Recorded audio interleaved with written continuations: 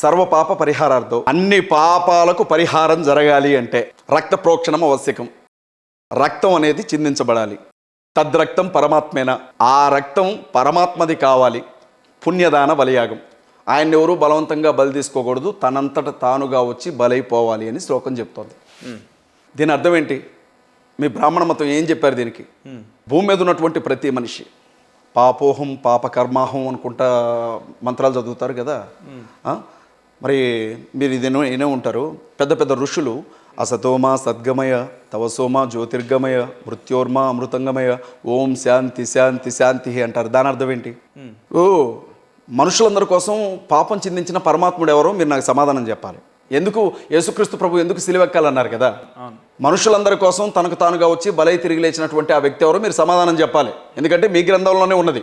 మా బైబిల్ కూడా ఏముంటుందో తెలుసా? రక్తం చిందించకుండా పాప క్షమాపణ లేదు అని బైబిల్ చెప్తోంది. యేసుక్రీస్తు ప్రభు సర్వమానవ పాప క్షమాపణ కొరకు భూమి మీదకి వచ్చారు. ఆయన మరణించారు, తిరిగి లేచారు. ఆయన నామందు ఉంచబడే విశ్వాసాన్ని బట్టి ప్రతి మనిషి తప్పించబడతాడు అన్నదే సువార్త. మేము ఇదే చెప్తాం, ఇంకేం చెప్పం.